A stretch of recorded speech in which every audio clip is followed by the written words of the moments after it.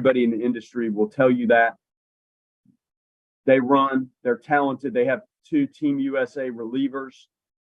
This is a handful. It's a great atmosphere. Kirk does a great job. He's been there for a while, not only as a head coach, but pitching coach previously. It's a good program. Like, this is a super regional atmosphere. The environment, the talent that we're facing, it doesn't get any more challenging than this. And it's a great test for our program. The first true trip, Tuesday is, a midweek trip. This is really a trip, and you get to evaluate and assess what you see out of your opponent 3 games in a row on the road. You have to deal with a crowd that is not for you. They're against you, and it's different in the environment and the wind and the surface and the bullpen and everything that goes into walking into a different venue and trying to figure out a way to win. And you have to try to do that 3 consecutive days. So this will be a true test. They're extremely skilled and talented, clearly one of the best teams in the country. So, a great opportunity and a tremendous challenge. Link, what did you like about Tuesday, the way the guys handled just being away from Tallahassee?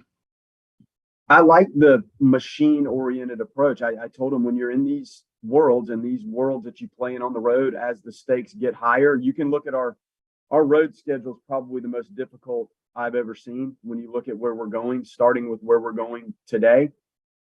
So taking the things you do and not changing and not wavering and walking off the airplane, off the bus into foreign territory and functioning like you function at home is something you have to do if you're going to be a nationally prominent organization. And we have to do that. And this is as good a challenge as anybody will face this weekend on the road.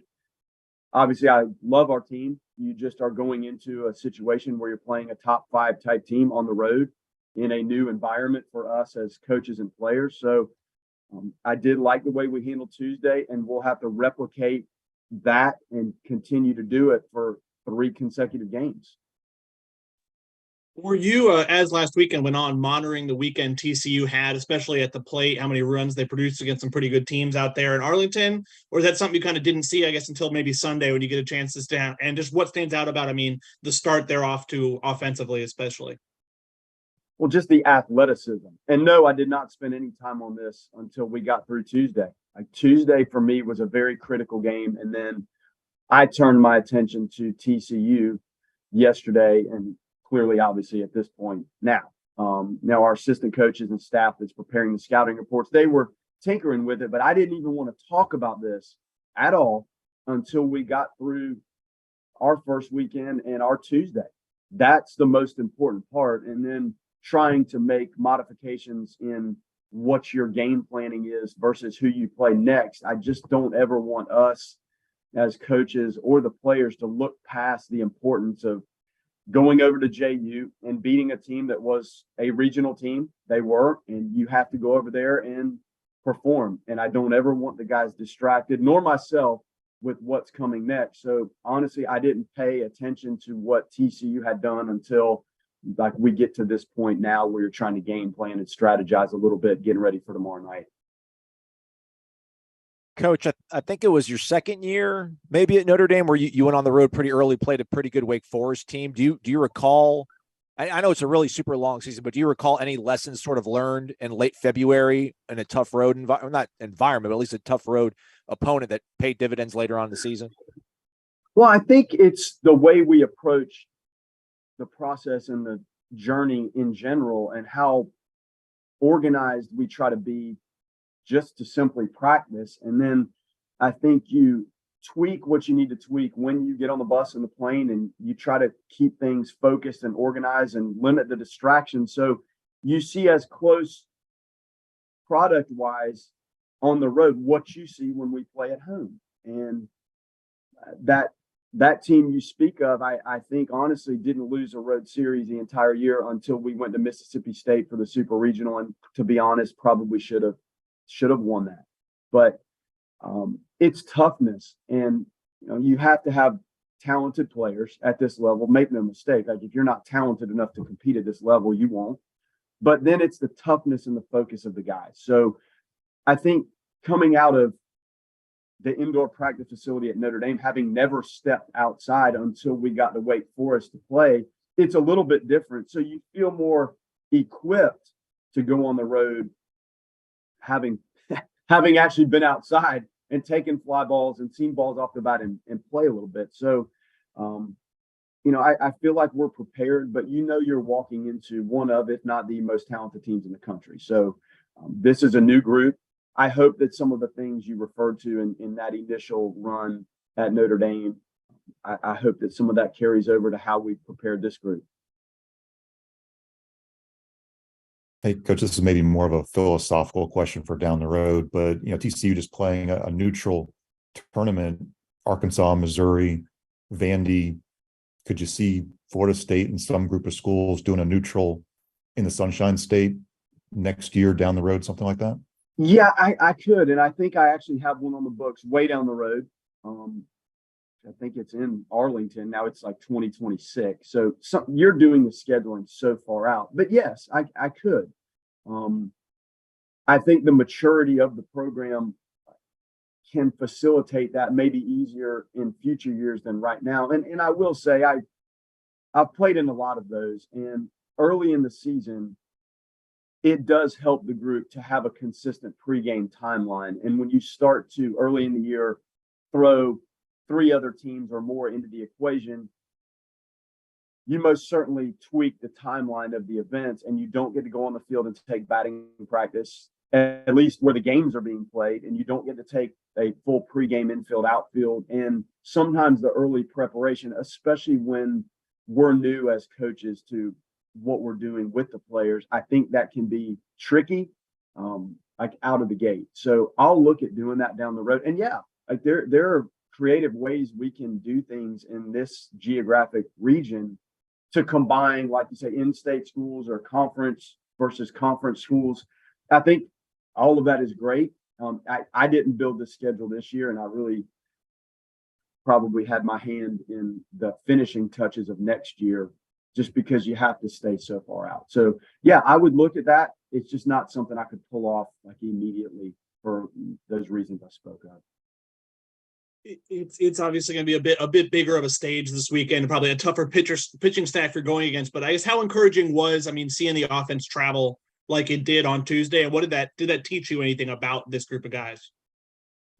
Well, I saw some base hit bunting and some bunt attempts that I really liked.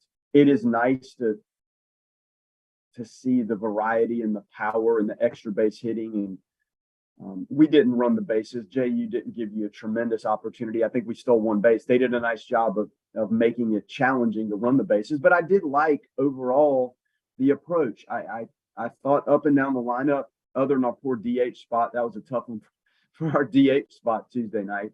But I did like it, and it's going to have to continue to grow, and it's not going to be that easy. So what we're going to see in this type of series is some of the nuances, and more of the strategic offense is probably going to factor in as much as just the raw extra base hitting. I hope the extra base hitting is in play, but they're going to be so equipped in their bullpen, so dynamic, that you're going to have to scratch and claw and maybe do more situational stuff to try to scratch runs. Where, Tuesday it was beautiful to see the guys stand in there and deliver some big blows, and the wind was blowing out. I know it's going to be breezy. I haven't looked at the direction of the wind and how that's going to impact it, because that changes things based on where it's blowing and how. But you look at this, and roadmap would tell you we're probably going to have to be creative to try to find ways to manufacture. But I loved what I saw Tuesday and Sunday, and quite frankly, the whole first weekend. Link, some of the young guys you have gotten off to really good starts, and we all know baseball is such a game of failure. Are you kind of curious how those guys are going to handle those moments when things aren't going as well, or do you feel like by what you guys do during the fall and in the preseason, you already have an idea of that? You do worry about the young guys that haven't been through it, and they got off to good starts, especially Diamas and Cam. Jamie and Ben Barrett, just okay, like could be better. But I talked to our strength and conditioning and our training staff yesterday about some of these young guys haven't played 9-inning baseball games before. they're not going to have played in this atmosphere, the traveling, some of the things that your body and mind aren't quite used to. I do worry about that with the young players. Like, I know what it was like for me as a freshman. You get the game 25 or 30, and that's what you're really used to playing. And the 8th and 9th innings are different. The pregame is different. The travel is different. The weightlifting is different. So trying to find time to rest them a little bit and be smart. For what we did at practice yesterday, we tried to have a really short practice. I'm not trying to go to TCU Stadium at 8:45 or 9 o'clock to have a practice tonight. I felt like that was too much, and in part because of those young guys and also the rest of the group as a whole. But yes, those young kids are very important. They're obviously talented, and we just need to keep nurturing them and bringing them along, knowing they're going to do some things that are exceptional, and they're going to also go through some things that the young guys go through, and that will be the first time they experienced it, and it's going to be the first time they experienced it with the nation watching them. So just try to care for the little pups.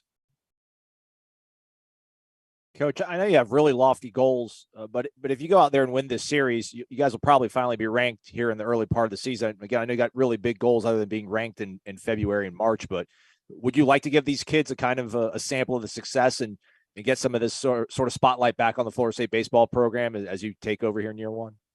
Yeah, this is a huge series. And I told them yesterday at practice, this is a super regional. That's what this is. And we will go on the road you look at our schedule. I feel like most of our trips are super regional caliber competitions. So this is opportunity number one, and it will be new. And to go play well and win a series like this would be huge. It doesn't mean you are a super regional team. If you lose the series, it doesn't mean that you're not. We've seen this go a lot of different directions early in the season. The rankings I couldn't tell you what the rankings are. I have not looked. I really don't care. I just care about the performance on the field. And knowing if that is done properly, then all the rest of it, as the dust settles on the back end of the sea, it'll take care of itself. But I want them to understand the importance of this and also the correlation between what it feels like if you do have to go to a super regional venue with all that's on the line. Like, I want them to feel that right now. You mentioned on Tuesday the Carson and the shuffling of the order of the weekend rotation. Has that been settled? Is it moving them back to Saturday or maybe all the way to Sunday? Just a Sunday. We thought if we have a chance to do it right now, like, he tweaked his leg stretching before he ever got onto the mound Friday. And it's a minor thing, but geez, this time of year when the pitch counts are kind of over the top, you're not into the 90s and 100s. We didn't get close to that with anybody. So it made more sense. Why not just give him 2 days? And all these guys are going to have to throw. And Wyatt's going to have to get out there and do his thing. And Whitaker's going to have to do his thing. And man, great to see Armstrong throw the way he threw. And Oxford was exceptional in relief Tuesday. Kirkland will be back fresh. I'm glad we didn't have to use Kirkland and Whitaker Tuesday night. So we're kind of recalibrated and moving the guys around. It wasn't a huge deal either way. It didn't change their timing. And if anything, it really just protected Carson and moving Baumeister up. He didn't throw that much at all. I think he put 58 pitches, somewhere in there, I think. And Arnold didn't get to that. So no problem whatsoever. And that was the smart, logical thing from just a timing and health standpoint. And then just having a first few games to look at Tibs at first base, how do you feel like he's handled that move? Well, the athleticism is what I lean on. I think every time something comes up, he's learning from it. It was okay. It wasn't great, and he'll be the first to tell you that. Like, he stretched a little bit too soon, and we work on it. And, those guys take throws at first base every day, and we use the machine to kind of give them some tricky little throws across the diamond where they have bag work and making some picks. And he made a really nice pick on one of them. The timing of letting that ball travel a little bit so that your foot lands more as you're catching the ball. If you stretch at first base and that front foot's down, your ability to maneuver and change direction a little bit as that ball runs on you is negated. So having to feel it in the game with the base runners bearing down, whether it's a bang bang play or not, is the concept is that needs to be secondary, but let's position ourselves and see the ball and work to the ball in the proper timing manner to allow the throws to be, number one, caught properly. And then number two, if there is a stretch, that's almost a byproduct of the timing and catching the ball properly. The stretch, there are plays that a stretch helps, but I think the vast majority of the plays, the stretch itself isn't the end all be all. It's containing the ball, catching the ball, whether it's a lower throw, a ball that's up, or a ball that takes him, into the running lane a little bit, which those are clearly the most difficult. And those were the ones, I think that was the one that got away from him a little bit to his left. So he's trying, he's athletic, and it just helps us become a little bit more balanced and athletic in the rest of the field if he can continue to grow at first. I have one last thing. One last thing. When you talk about the kind of the approach on the road and things you've done over the years, are there certain things that you kind of require of the players in terms of how much they're on their phones or how much they're on, how much freedom do they have, or do you try to keep it not as much freedom to keep them focused? Do you have methods you've developed over time? Well, I mean, we have basic guidelines for what we're doing in the hotels. Number one, we always meet and do our scouting report stuff, and that's probably a 20-minute session. Then we get on that bus and we go to the field, and it's game on, and we do that every single time we play, home or road. So they're getting the same style of information at about the same time every time we play a game.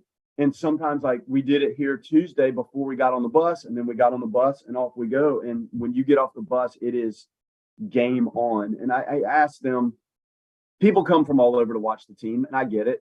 I've seen it everywhere. And like at Notre Dame, the players it was more of a national team because of the recruiting foundation that we had to do. So when people show up to see their grandkids, kids on our team play and friends, I just ask them before the game, please limit the distractions as much as you can to get into your pregame routine and focus on what's going on that field with the conditions that you're going to play in, the lighting, the surface.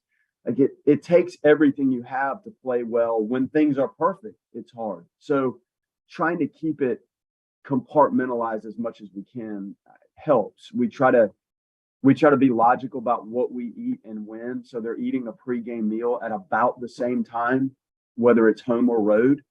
And Sean has been with me as my operations director of player development. And clearly Chip has done this for 40 years. So meshing the style and knowledge of great minds that help, we just try to give them a logical, functional timeline, but try to focus them and get them game ready, like when it's time to go. So I hope it works. And probably of all the things I learned at Notre Dame, when you're on the road for 5 weeks out of the year, if you didn't play well, like, you would never play a home game, and your season essentially could be in detriment before you ever stepped on your own home field. So the intensity and the magnitude of having to function on the road was, in essence, how we had to start everything at Notre Dame. And I think I learned a lot from that. And it doesn't mean you're going to go play well, but I think you're prepared to take them on the road.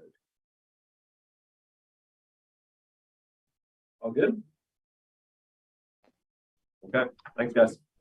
Thanks a lot. Good luck.